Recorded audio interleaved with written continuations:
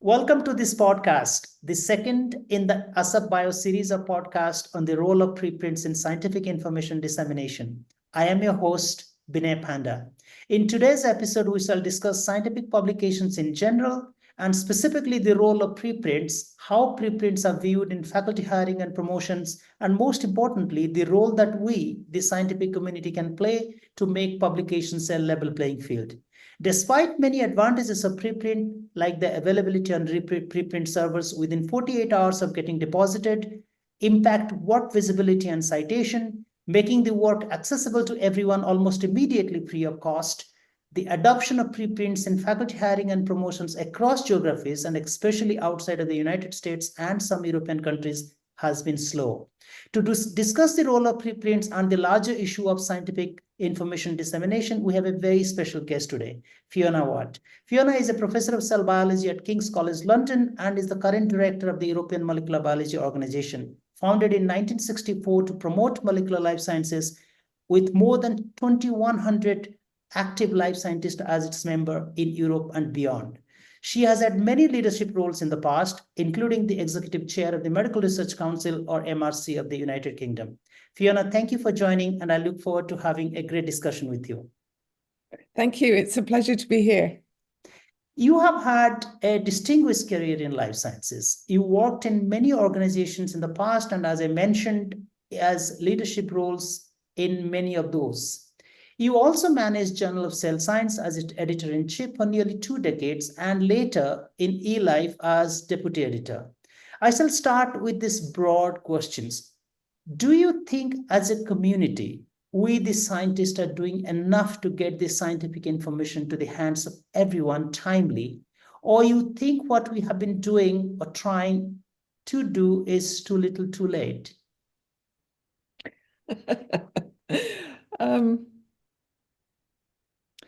Sometimes if I'm not feeling very positive, I worry that scientists are all in like glass boxes. We're talking, and nobody is listening. So the issue really is, if we care about science advancing, how do we make sure that we disseminate that information? And what's important might not just be the big splashy paper. It might be a small technical report. It might be a negative report. But the fundamental problem is that as scientists, we sometimes don't pay enough attention to what other people are doing. And I mean, I say that because in my own lab, over the years, more than once, somebody has come to me with a suggestion for an experiment or a project. And I said, we've already done that. We published it. And it's just how we absorb and integrate all of the scientific information that is coming out. Thank you. And let me move to something that most life scientists consider the holy grail of scientific information dissemination, the journal publications. Despite the fact that the majority of the preprints, 75% as per one report, gets published in peer-reviewed journals, and most preprints hold their value during peer review, one of the most significant criticisms of preprint is that they are not peer-reviewed. Now, the question to you is, how important do you think peer review is in scientific literature? And preprints not being peer reviewed, is it something that should bother us? No, I'm not bothered by it at all. When I put my name to a preprint or a paper, it means I'm responsible for the content. And so it doesn't really matter whether it's a preprint or a published paper. But the added value of going from preprint to publication is the constructive input of the reviewers. And one of the nice things about preprint review is that once the work is posted, for example, on bioRxiv, anybody can, for example, you can have a journal club of a preprint, you can have a team of scientists reviewing it, and then they can post the reviews, they can share them with the author, and it's all prior to publication. So I see preprints as a fantastic first step towards publication, with reviewed preprint as part of that continuum. But I think I would say every single paper my lab has ever published has been improved by peer review. So the preprint is, and I can think of one paper where we posted on bioRxiv and we never published it, but that was because it just, for whatever reason, it didn't progress to something that we could publish. But normally for us, the preprint is the start and the published paper is the end. And sharing the preprints is very, very good. It doesn't matter that they're not perfect when they're posted. Right. I mean, one can argue that preprint is also a publication, a full publication. And preprints can be reviewed, are reviewed in certain cases. And I think, as you mentioned, there is no doubt that a constructive peer review does help science move forward, and it helps the authors more than anyone else. I think the only question comes is that it's just like the old habits die hard. Many of us that at least are trained in the last generation, where where the mindset that without a journal peer review, the publication is not complete. And that is exactly what I'm trying to contest here, is that as long as you get some constructive criticism, as long as you get feedback that actually helps to improve your paper in any platform, should be welcome. Am I right? I completely agree. But for me personally, and the way I do science in the lab, I want to draw a line under a piece of work, because the people who leave the lab will be going on to other jobs. And so although of course the project may carry on, I want the people who came together and worked on this thing to be able to say, we completed this, it's done, it's shared. And the trouble with, we could definitely decide that we will only publish preprints. But I think for me, thinking about my team and making sure that wherever they go, this piece of work is done to their satisfaction is quite important. Right. And Absolutely. I think I get your point. I think because we still are not living in a utopian world. I mean, let's face it, we live in a world where journal publications, particularly, and that's, will be my next question, is in life sciences community is still considered to be the holy grail. And most of the postdocs, you have to be very cognizant that they are going to look for a job. And, you may say as a senior person that I don't care, but they do, and they will. So considering that, maybe having a journal publication will help their career. Well, but I could give you a very specific example. Please do. From just this week, I was at a conference and I saw a poster which represented work that was initiated in my lab and then pursued independently by my former postdoc in her lab. The work, the start of that project was a significant piece of work done by my PhD student. Now, she has finished her PhD and she is very happy in her role in biotech. So she's not in any way disadvantaged. But I know that when she left the project, she was expecting that it was ready to be published. And for whatever reason, then it moved on to somebody else.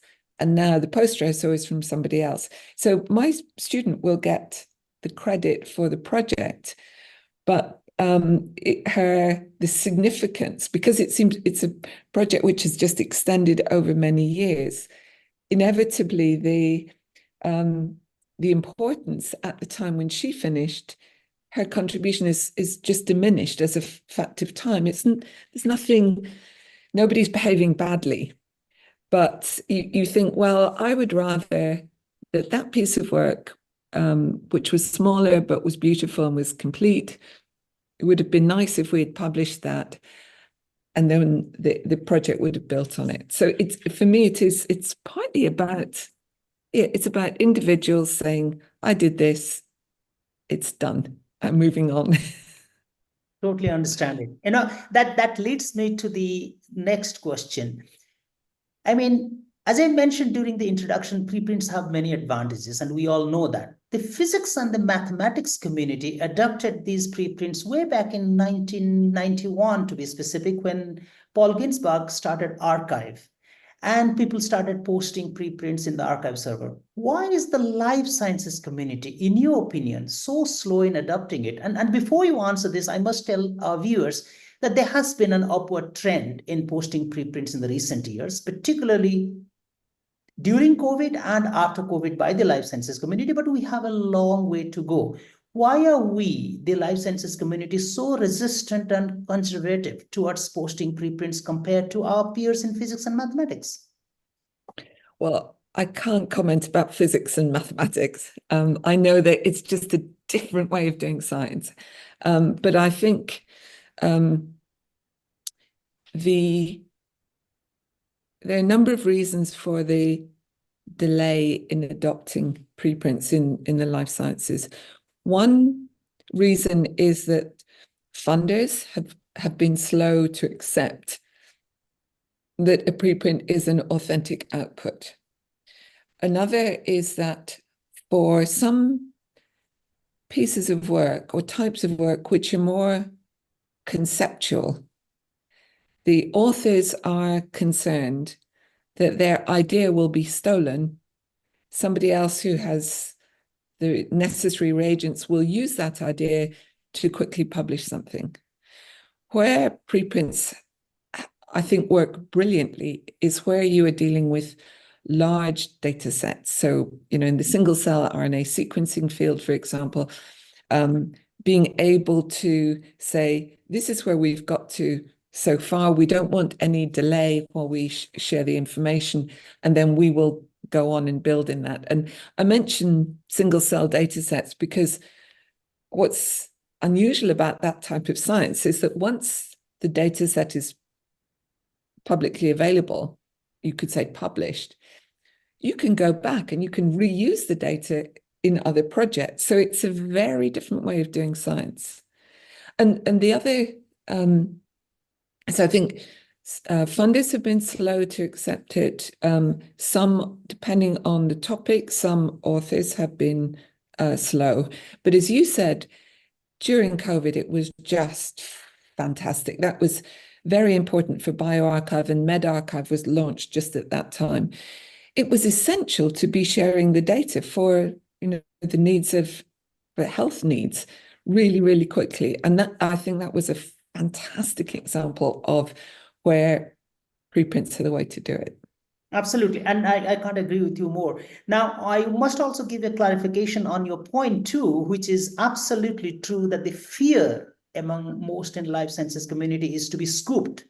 Now, in fact, preprint is actually exactly the opposite it does. In fact, because it gives a digital object identifier, now you can be working in a less well-known institution and nation, and you may actually have a struggle to publish a good paper because you don't have a good name, don't have a good, background or a good lab you come from. But having a preprint which has absolutely no barrier and getting a digital object identifier actually makes you the first to come up with an idea. So in fact, if it does anything, it does actually make it scoop proof. Yes, but what do you do when you open Nature and you realize that your concept has been published in Nature and not cited your preprint? You will be pissed, I know. You should go to the authors and say, you missed my preprint, and they should publish an update or a correction. But I don't know how often that happens. But I think when preprints, I first became aware of them, the two big advantages I saw were, one, that it should encourage people sharing unpublished data at conferences, because you can say, this is unpublished, it's a preprint. And also for people on the job market, instead of saying, putting in your grant application, your CV in preparation or submitted, someone can judge for themselves. So those are huge advantages. But it is this worry about not getting credit that concerns people. Of course, you could have published a paper and you could still be really annoyed that somebody else hasn't cited it, that that problem hasn't gone away. Absolutely. I mean, as you said, like you could actually publish a PLOS one paper and somebody else publishes a similar paper in Nature, and you will be equally pissed. I mean, well, I'm furious. I'm absolutely furious when my postdocs work on a paper and they don't cite the work from my lab. Oh my gosh. Okay. Okay. That's a different level. Yeah, it's just like, I mean, honestly, that does happen, and I think it's because we live in a world where we have made this science practice to be so competitive. Unfortunately, I mean that's just a different discussion, I guess. But yeah. this is a great segue for my next question, which is on the wider issue, the role of preprints in hiring and promotions. In your experience, are preprints taken into consideration during hiring and promotion? And I can't agree with you more when you said rather than saying in preparation, in press, if you have a preprint that gives an idea to the committee to actually read the whole paper and judge for themselves the actual work which has gone in detail, including the methodology, results, and discussion. So it's actually a good thing. But in your experience, do preprints, actually weigh much there? And if not, what are the types of objections that you personally have heard in the hiring and promotion committee meetings against the preprint? I mean, apart from the fact that they are not peer reviewed, are there any other criticisms? Well, I've worked most of my career in the UK. I remember when I first went to the MIC, which was back in 2018, they would consider preprints as part of your output, but they had the view that if the work hadn't been published within 5 years, it was probably a dead end. And we changed that. So I would say in the UK, in the agencies that I've worked with, preprints are definitely valued as an output. When I moved to the MIC, to EMBO, what was interesting was I had just started working on submitting papers to this peer review platform called Review Commons. And we thought there's a disconnect within EMBO because we are promoting preprints and reviewed preprints, but for our fellowships, we're saying your eligibility criteria include publishing a first or a last author paper. And so it was very easy for us to change that. We didn't know what would happen if we accepted refereed preprints as an eligibility criterion. We thought it could open the floodgates, but it hasn't. And the quality of the applicants who are submitting refereed preprints is the same as the others. So that is recognizing that this is a refereed preprint is, yes, it's part of a journey. Instead of a sort of binary situation where I'm a postdoc with no publications, and then the next day I'm a postdoc with a published paper. We've got rid of that. And what I can do in the various roles I have is constantly remind people in different agencies of the existence of refereed preprints. Now, you were talking about preprints, not refereed preprints, but I think having the posted referees reports it does add value.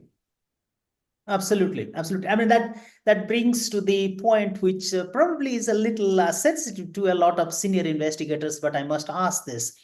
Now, we know that many people, particularly the senior investigators, those who have not been posting preprints, and we understand that during the course of the training, we have never heard of preprints, let alone posting it. So it's just the old habit die hard phenomenon because we are not used to it. But many of us have adopted to the new system and many of us have not.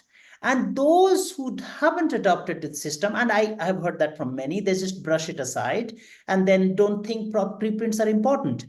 Now, not the vast majority, but a lot from the global south fall in that category. And I know in the US and most part of the Europe have increasingly been thinking about the role of preprints, have adopted, as you mentioned, during your time in MRC and beyond, have given importance to preprint, but global south is a different phenomenon altogether. Because I can tell you from my experience, I mean, after I came back to India, there was like most senior investigators have either not heard about preprints or during the committee meetings completely brush it aside, saying that, oh, anybody can post anything. I mean, that's another criticism of preprint, which is in theory true. But at the same time, as you mentioned in the beginning, if you are putting your name onto something, Exactly. you're putting your reputation on the line. So you would be very careful putting any rubbish on your name because people will think, look, Fiona has published this rubbish. You don't want to do that. So, but the critical, aspect of this that some senior investigators think that.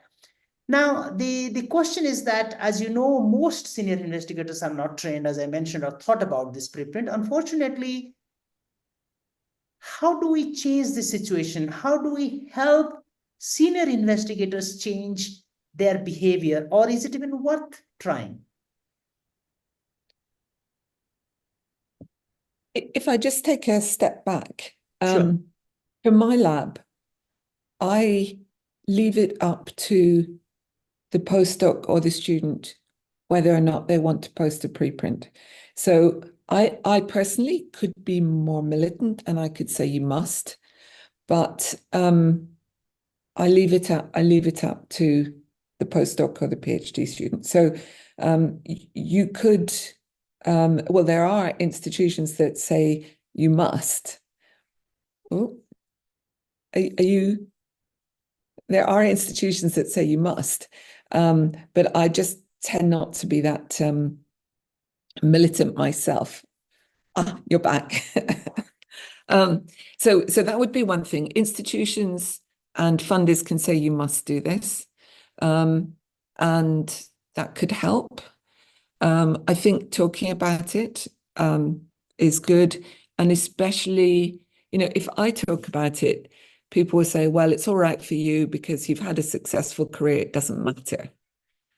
So it's more influential if our students and postdocs say that it's been a positive experience for them.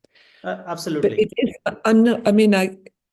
it's a long journey. I think I might be making this up, but is it like 17% of biology papers are pre-printed? So, That's the ballpark. Yeah. yeah. So you could say, oh, that's terrible, but you could say that's better than none. And Absolutely. and scientists are sometimes quite conservative. So the fact that your colleagues are doing it and are citing the fact that their work is a preprint, for example, when they give talks, with any luck, as long as that percentage is going up, we will be winning the battle. Absolutely. And I think, one of the critical factor in adopting preprint is how they are looked in the grant committees, in promotion committee, in hiring committee. Because once somebody says, hey, look, I actually have two significant preprints. I don't have any publication from my postdocs, but these preprints helped me to get a job. Because the committee members read the preprints, they asked the questions, and they're not talking about anything else. And I can tell you, I mean, without naming person, in one of the recent hiring committee meeting where I was a member, I heard another very respectable scientist and all was going on and on about how a paper was in review in the Nature Science Cell journals and why we must take the person because it's in the review. And the worst is the person is not even in the field and hasn't even read the preprint. So the question is that we still live in an imperfect world.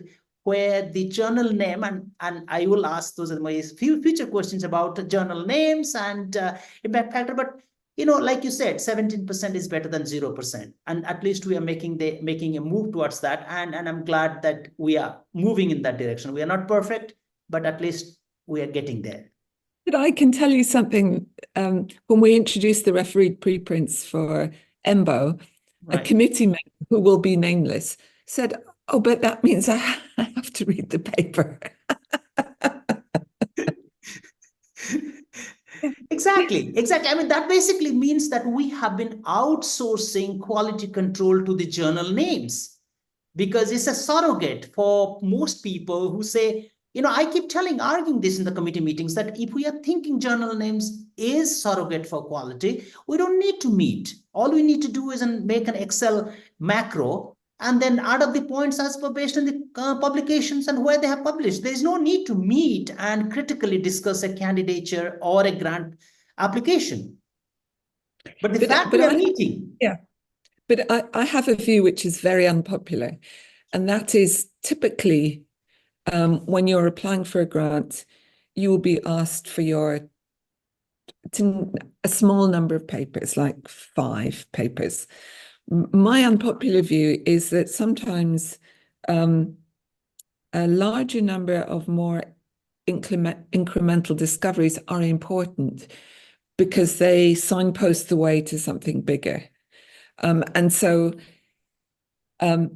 if we were to accept that, and also to accept that when you apply for a grant, you can provide a 50-word narrative on your contribution to the paper or why it's important. I think that puts the power, it helps the reviewers, and it does put some power in the hands of the applicant as well. Absolutely. You said it. Yes, it does. Yes, absolutely. I mean, the thing is that I can understand that actually there are too many things to review and you don't have time. I understand that we are all stressed and nowadays it's so difficult to find a reviewer. Being a editor-in-chief, how difficult it is to find reviewers. And I mean, that's a completely different discussion, that how it is a thankless job and we are not paid to review, let alone do a good review. So many people find it stressful to spend time, quality time, to review a paper for either a publication in a peer-reviewed journal or a grant or a hiring application or a promotion. So the best is to just outsource that. But I think that is exactly what we must not do it. That's a temptation we should resist. Yeah, absolutely. We have to resist that because it matters more to us than anybody else that our science community flourishes, and and that we support the next generation and support people who are coming from outside of the big labs and so on. So we really have that responsibility.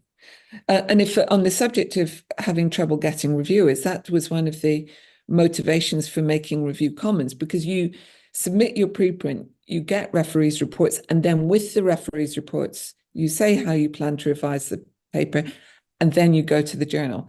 That is a very different way, because now the person who reviews your paper, they're not going to have to do it from multiple journals, or the paper won't need multiple reviewers, but also the value about the science is independent of the journal that you plan to publish.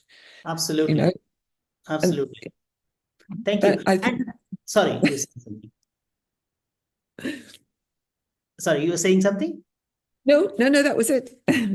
Okay, so that makes me to go to the next important aspect that concerns younger researchers, especially early career researchers or ECRs. What are the specific challenges that the ECRs face, in your opinion, that what can be addressed through preprints? And let's face it, the ECRs are also in a very critical stage in their career, because they are all looking for jobs, particularly those who are in postdocs. Now, during those times, they know how journal impact factor play an important role in getting jobs, as we were just talking about a little while back, that most senior investigators, committee members still consider the journal names as very important, and hence the journal impact factor. how can it help for any ECR to preprint and convince someone that this is something which will be published in a good journal, because that is what the committee is looking for? And let me tell you specifically about India now that we are on the topic. We have one of the largest life sciences communities in global south. I mean, it may not be as large as in China, but it's significantly large. We in India have been pushing our successive governments to increase science funding, which is very low traditionally, even until today, less than 0.7% of the GDP. Now, apart from funding, we have also internal problems. The problem of the scientific community that we can only solve.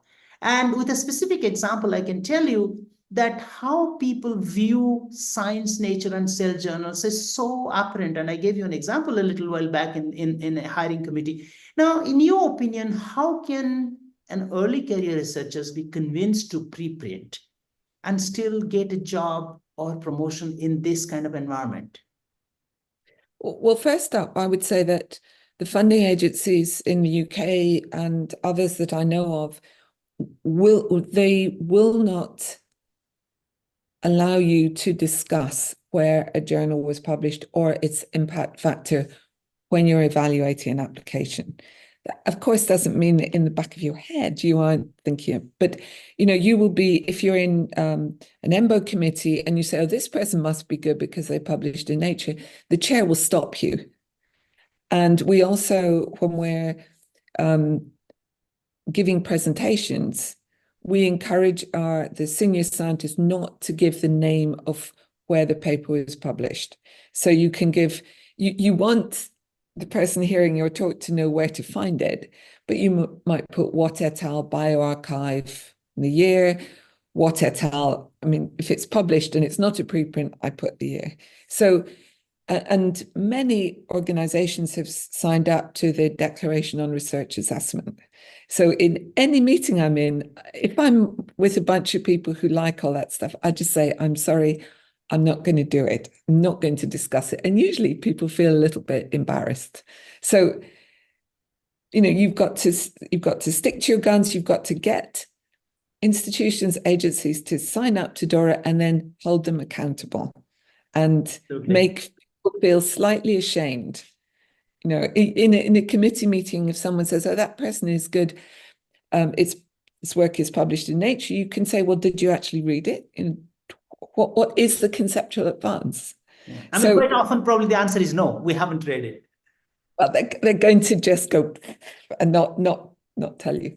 But to go back to the early career investigators, in particular the postdocs, I think the preprints, as I said before, are very important because it shows that you it shows what you have done. And, it's typically 6 months or maybe more between submitting an application and being assessed. And so someone can look on bioRxiv and they can see, oh, yes, this paper was posted. Now we've got the referees' reports and you can look at that. So if you are interested in understanding what the person has done, anybody on the job market should be posting preprints, Absolutely. I think. Absolutely. So the thing that I have no solution to, but it drives me nuts, is the conversation I have regularly with somebody in the lab who says, we say, oh, right, we'll write this up. I say, where do you want to submit it? They say Nature. I say, that's a really bad idea because your contract is ending in a year's time. You just haven't got time for this.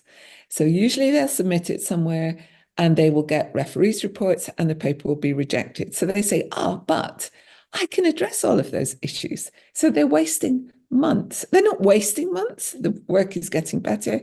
And the tragedy is that in the end, even armed with a Nature paper, if it's an open call for a job, 300 applicants, a good number will have Nature papers, and that doesn't guarantee you a job. So it's a complete fallacy to think that the Nature paper gives you a job. It just doesn't. When people are looking to hire you, they want to know, what do you do? Is it a good fit for the organization?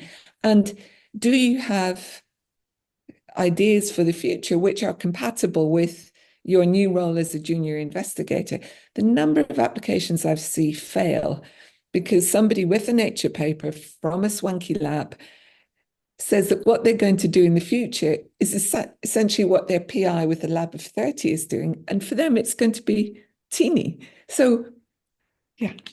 Thank you. Anyway, Absolutely. it's so frustrating. It is. And when I say to people in my lab, yeah, let's not do this, blah, blah, blah, they'll say, well, I won't get a job if I don't have this paper. And then I mention all the people who've left my lab without Nature papers. And then the person I'm speaking to will say, well, that was then, even if it was a year ago. Right. So, yeah, I don't know what more to say. Thank you. That's so true. So let me move to a related and an extremely important question at this point of time. No one would know this better than yourself. As you know, this is a man's world and academia is no different. Women face many challenges in addition to what a man faces to make it in the academic world.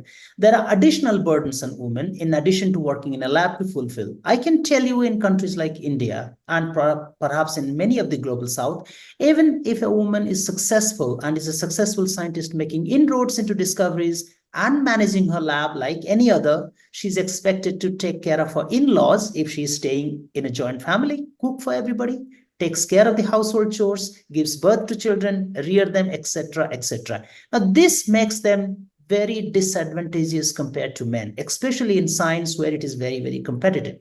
Do you think we as a community understand this and make the life of women a bit easier towards successful career in science? And if we don't, what are the specific steps that we can take to help them, particularly in a career in science, in publication in science, getting jobs and getting promotions? I mean, these are very important issues, and there's no doubt that the pressures on women can be greater than on men. One thing we can't do anything about is influence the expectations of the in-laws, and women who have decided to step outside a career. I know from my own experience in the UK, a lot of the pressure not to return to work after you've had a baby comes from your new friends that you met in the antenatal class who say, blah, blah, blah. I remember years ago, I had, when my twins were born, I'd had an emergency cesarean. It was quite dramatic. A few weeks later, I was in the playground with the kids, and this woman said to me, I had this fantastic natural birth. And I said, well, I had an emergency cesarean. She said, you have a job, don't you? She said, because I devote my life to my children, and that means I can always have a natural birth. And, I'm a scientist. I knew that was rubbish. I was polite.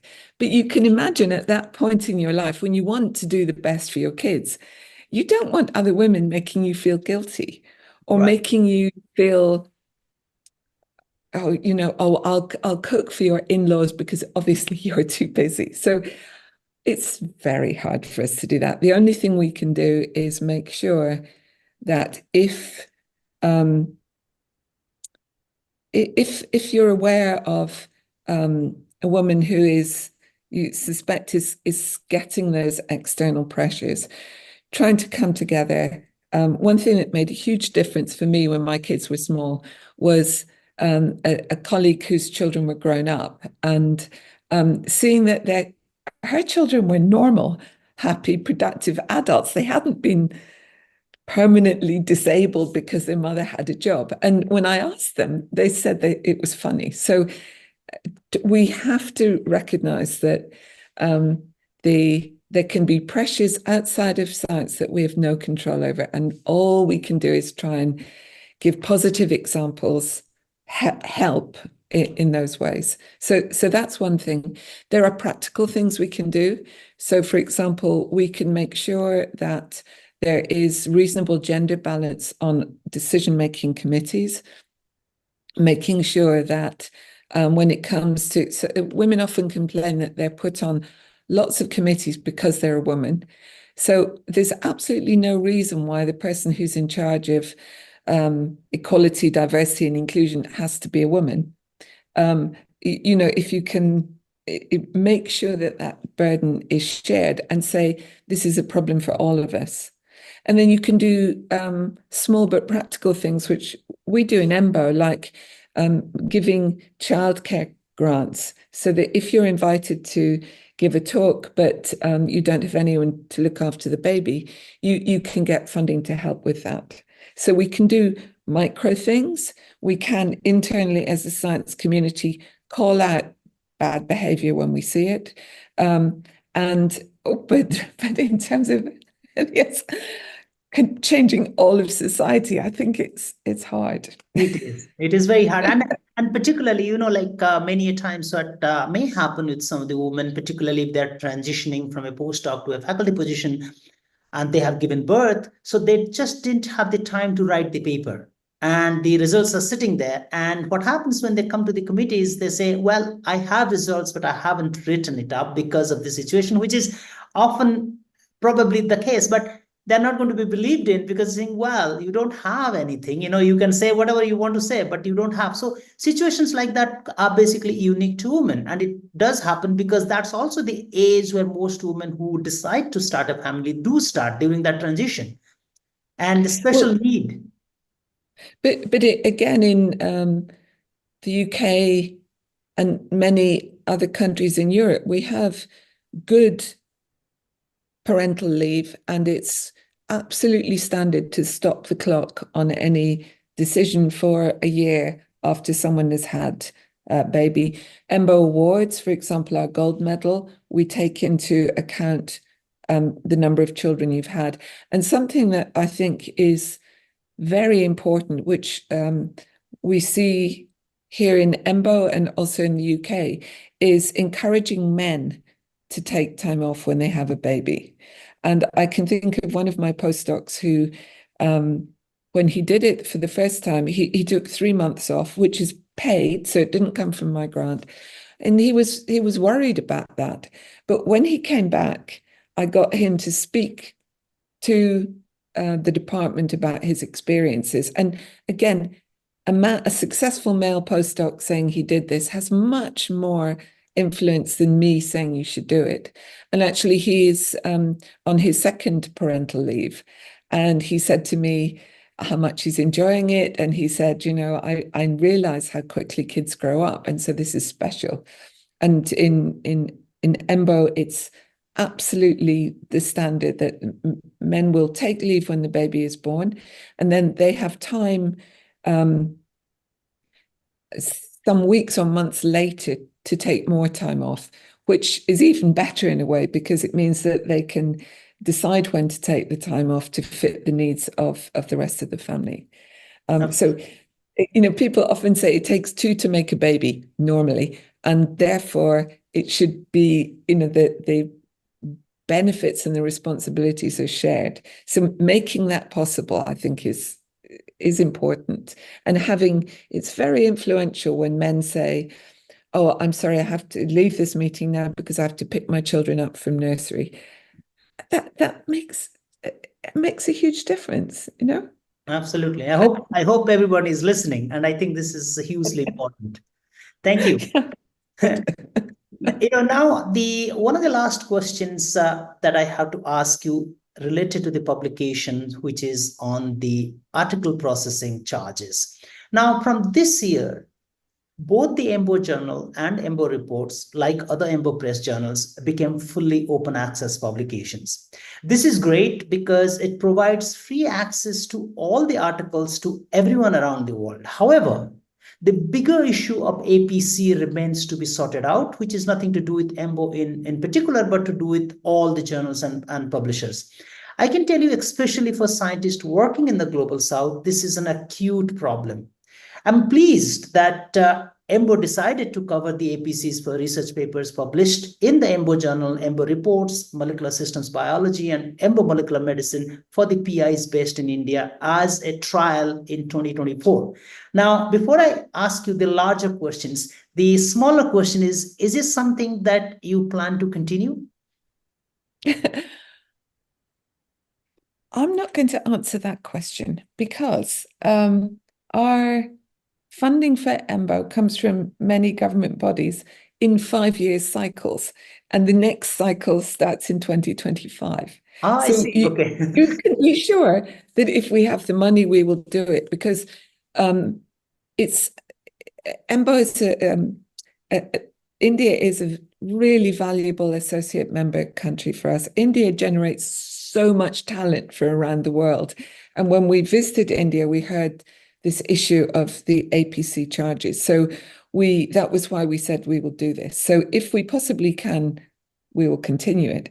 I like to claim, although it's probably wrong, that our stance was influential, because the Nature family of journals are now doing an APC pricing, which is linked to the location of the scientists.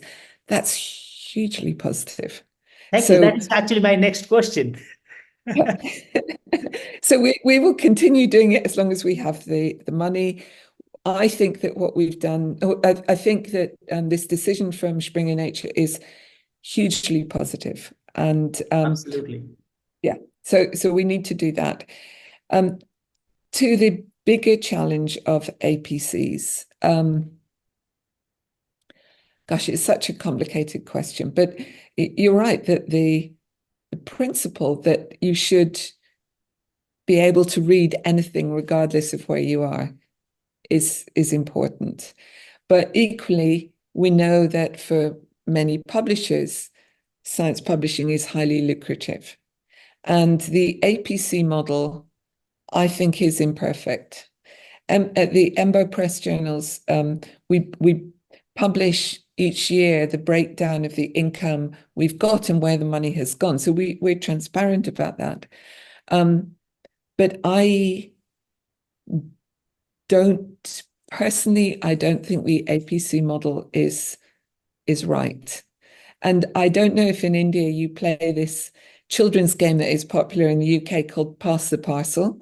So the children sit in a circle, they've got a present which has got multi-layers of paper, and when the music stops, you can unwrap it. But only one person gets the prize at the end. Yes. And that's like with the APC model.